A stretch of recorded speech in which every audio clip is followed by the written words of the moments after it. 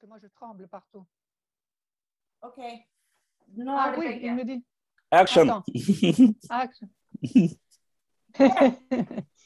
Salut et bonjour James, Noël. Bonjour Quel plaisir de te Sinel, voir. un plaisir, ma traductrice en personne. Finalement, on se voit en vrai. Je suis en Norvège, mais toi, je pense que tu es en France. À Belle-les-Roses, Ah oui, c'est ça. en Haute-Normandie. Ah oui, super. Est-ce qu'on se tutoie ou on se voit? On se tutoie. On se tutoie, c'est toi qui décides. Écoute, je voulais te remercier d'avoir pris ce temps pour parler de Belle Merveille, ce roman que je viens de traduire et qui est très bientôt prêt à rencontrer ses lecteurs ici en Norvège. Et c'est un grand privilège pour la traductrice à chaque fois de se retrouver devant l'auteur. Donc, je prends ça très au sérieux. Je suis très émue. Mais j'ai envie de dire, avant de commencer, avant de poser une première question à toi qui es l'auteur, j'ai envie de dire quel plaisir, l'énorme plaisir que j'ai eu à traduire ce livre. C'est normal de rencontrer des détails, c'est normal de rencontrer des défis pour les gens de mon métier. Si on n'aime pas les défis, on ne peut pas le faire. Mais avec Belle Merveille, c'est vrai que ça a été tout à fait particulier et des défis enthousiasmants. Donc, je suis très contente d'avoir eu ce privilège de te traduire. Merci. Je vais faire une toute petite introduction de ce que j'ai lu, moi, dans ce livre, si tu permets, avant de poser une première question à toi, l'auteur. Donc, c'est la traductrice qui parle. D'abord, c'est ton premier roman. Tu es au départ poète. Et c'est un roman qui est pour moi porté par des sonorités, des métaphores, des jeux de mots, du rythme. C'est un roman que j'ai lu comme un roman très poétique et en même temps éminemment politique. C'est un roman poétique parce que la langue et les images font de la poésie ensemble, et c'est politique parce que cette langue et ces images nous permettent de comprendre la réalité que tu décris. Dans mon travail de traduction, et après j'arrête de parler de moi, ceci est un petit peu le fil rouge que j'ai suivi dans la pensée. Je me suis dit, tu vas suivre cette poésie, le mystère de la poésie, qui souvent mène à une ambiguïté qui peut être difficile à résoudre, mais une ambiguïté qui nous mène vers la complexité du monde. Une ambiguïté qui nous rappelle l'importance de cette réalité et de cette complexité, que le monde n'est pas un. Ça, c'était mon fil rouge pendant le travail de traduction et que j'ai essayé de faire, d'utiliser pour résoudre les problèmes que la traductrice a à chaque fois. Ce qui est traité dans le roman, c'est-à-dire autour de Bernard, le personnage principal, la voix principale, c'est la catastrophe du tremblement de terre en 2010. Autrement dit, un moment probablement indescriptible, quelquefois quelque chose comme pareil à la fin du monde. Et c'est l'histoire de Bernard avec son amie italienne Amore qui nous permet se plongeons dans une espèce de mise en abîme, c'est-à-dire une histoire dans l'histoire. Et du coup, pour moi, il ne s'agit plus uniquement du tremblement de terre, dans le concret, mais aussi au figuré. De cette catastrophe, le tremblement de terre, comme faisant partie d'une chronologie de l'histoire de Haïti. Une suite d'énormes peines, souffrances, catastrophes et absurdités économiques et politiques. La réalité haïtienne, depuis peut-être que le pays a pris son indépendance de la France en 1804, et une réalité que nous connaissons que très très peu ici dans les pays nordiques. Dans la description, par exemple, que tu fais des ONG qui viennent pour aider après la catastrophe de tremblement, tu es vraiment sans merci. pas uniquement parce que tu dénonces l'exploitation, la corruption, le vol, mais aussi parce que tu fais des interventions des ONG, encore une espèce d'image ou de métaphore pour dire tout le reste. Il y a des parties là dans ce texte qui font vraiment froid d'eau quand on les lit. Oui. Alors, j'ai ma première question. Puisque au départ tu es poète, est-ce que la poésie chez toi est une arme ou un outil pour faire de la politique, ou est-ce que c'est moi qui me trompe complètement? Vous ne vous trompez pas. Tout ce qui nous a floué, tout ce qui nous conduit à essayer de relever des défis qui nous dépassent, et, ben, c'est un drame de cette magnitude comme le séisme qui a eu lieu en Haïti en, le 2 janvier 2010. Ouais. Et à la base, comme tu l'as si bien signalé, je ne suis pas romancier, je suis poète. Et Mm. j'avais essayé de résoudre cette équation du séisme en moi à travers la poésie, à travers Mm-hmm. d'autres livres, mais le problème n'est pas réglé. Au fait, on écrit souvent pour une autoguérison, pour se soigner, pour se faire du bien aussi, pour faire la fête en soi, pour jouir de l'existence. Euh, Mm. Donc, du Mm. coup, c'était pas réglé. Mm. Et j'avais écrit un livre jeunesse, La fleur de Guernica, et au Mm. lendemain du séisme. C'était, je crois, l'un des premiers livres à avoir été écrit après le drame. Et c'était la première fois que le poète en moi avait sombré dans la prose en écrivant, par exemple, Mm-hmm. ce livre de D'accord. jeunesse, La fleur de Oui. Guernica. Et je considère ce petit livre comme un peu la genèse de Oui. Belle Merveille. Belle Merveille, Mm. en créole haïtien, c'est une expression qu'on utilise couramment Mm. qui veut dire incroyable mais vrai. Oui. Et quand je me suis mis dans cette entreprise, et vraiment c'était parce que ouais, pour essayer de liquider tous les problèmes, mes problèmes à moi, parce que je me disais, mais tout ce que je vois là, par exemple, Belle Merveille, pour moi, c'est pas riche d'inventions dans l'histoire même. L'histoire, elle est là. C'est-à-dire comment Mm. rendre compte de Mm. cette histoire. Et je voyais que c'était trop, c'est un chaos innommable. Il y avait trop de Mm. scandales, trop de choses et de belles choses en même temps.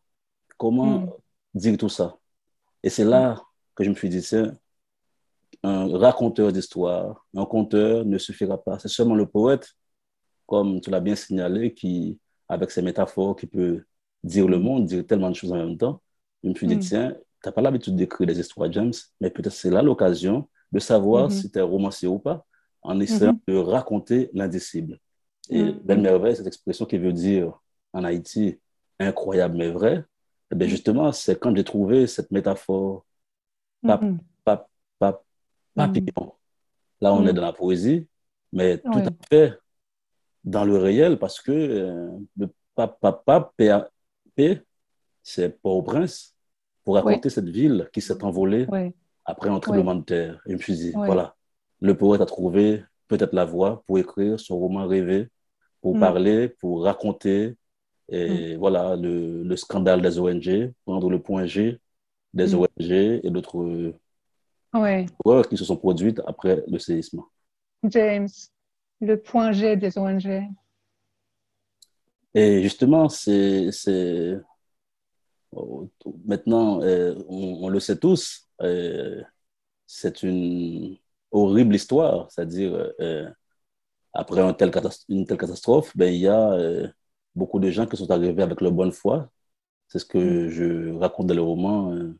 Ils sont désignés par la métaphore biblique, les bons samaritains. Mhm. Mais à côté Mhm. d'eux, il y a beaucoup de charognards Oui. et même des charognards parfumés, justement, qui Oui. viennent profiter de cette manne. C'est-à-dire, il y a les morts, des morts en masse, beaucoup de gens sont morts. Il y a beaucoup d'argent qui tombe en même temps, des gens qui viennent, qui envoient aveuglement de l'aide. Mhm. Et puis, il y a des Mhm. professionnels ouais, qui sont désignés comme justement des charognards parfumés, des prédateurs, et pour accaparer Mhm. l'argent ouais, au vol. Ils sont voilà, sous le parapluie des ONG et aussi sous manteau, ou le costume des Oui, politiciens haïtiens. oui, exactement. C'est là où tu dénonces, c'est là où tu deviens très, très clairement politique, où tu dénonces les choses. Mais en le faisant comme tu le fais à l'intérieur de la poésie. Est-ce que ça, c'est peut-être pas à l'intérieur de la poésie d'ailleurs, mais avec la poésie. Est-ce que ça, c'est une façon, qu'est-ce que c'est ça? De faire ça à l'intérieur de la poésie, à la place de sortir dans la rue et revendiquer, ou faire partie d'un parti politique. Oui, Parce moi, que c'est suis, clairement politique ce que tu fais.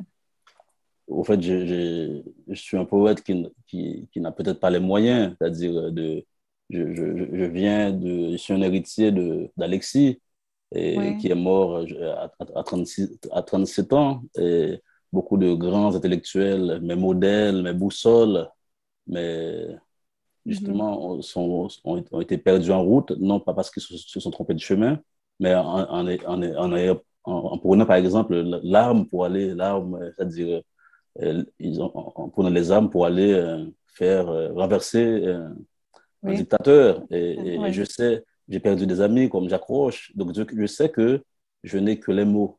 Et peut-être que Mm. ça ne va pas pouvoir renverser la vapeur, ça ne va pas changer le cours de l'existence. Mais il y a un truc assez égoïste, égocentré là-dedans, c'est que ça me change intérieurement. Je sais Oui. que j'ai gueulé. Et je Oui. sais Oui. qu'il y a des gens qui vont lire, ils ne vont Oui. pas voir que mon coup de gueule non plus. Parce que le Oui. roman Belle Merveille, malgré Oui. son enragement, plus que de Mm. l'engagement, et Mm. c'est un roman du tremblement.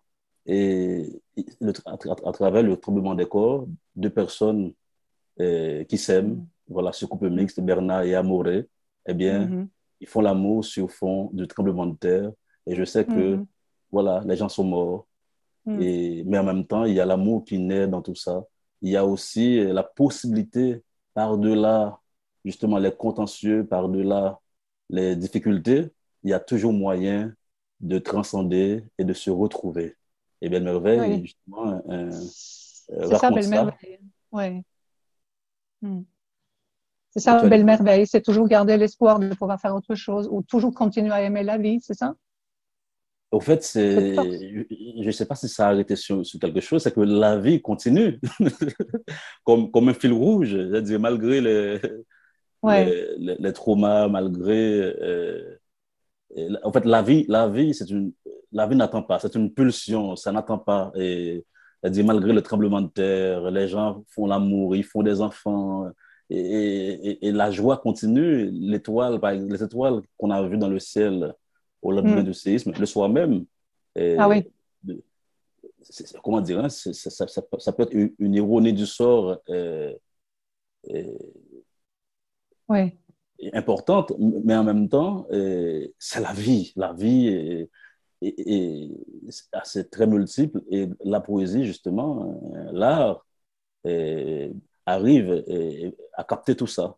Mm. Et justement, je voulais faire de l'art parce que Oui. finalement, tout ça n'est pas trop intéressant, important. Par contre, et l'art qui arrive à embrasser justement l'essence ou qui arrive à générer toute l'électricité Mm. qu'on trouve dans l'air, dans deux visages qui s'embrasent, eh bien Oui. là, ça Oui. commence à devenir intéressant parce que c'est de l'ordre de l'indicible. Et puis, moi, je trouve que là où, par exemple, je trouvais un sens un petit peu à ma vie en tant que poète, en tant que créateur, c'est que on a cette possibilité parfois de pouvoir rendre compte. Justement, Mm. il y a cette phrase, Mm. je crois que c'est d'un des personnages de Belle qui raconte que les artistes, partant de leur âme, Mm. deviennent des urgentistes de l'aurore, des Oui, secouristes de la vérité. Et si je n'avais exactement. pas essayé de rassembler ces morceaux épars du réel après les avoir vécus, ben, tout ça Mm. serait un peu volatilisé, en tout cas dans Oui. mon secteur. Et là, le fait de pouvoir rendre compte, raconter ça, eh bien, justement, ça donne un peu un sens parce que j'étais un témoin, même Oui, si exactement. un témoin ne suffit Oui, pas. oui, oui, voilà. Et nous, on ne peut que te remercier d'avoir fait cet effort poétique et artistique parce que tu disais, tu sais de toi-même que tu as gueulé, que tu as pris la parole quelque part, mais tu nous la donnes à nous aussi. C'est ça le magnifique expérience que nous on fait en lisant ton livre. Merci. J'aurais voulu que tu lises un petit extrait, mais je pense que ça va se faire tout à l'heure. Je te remercie, James, et j'ai hâte de discuter avec les Norvégiens qui lisent ce texte en norvégien. Merci, Merci Sinev. beaucoup. Merci. Merci.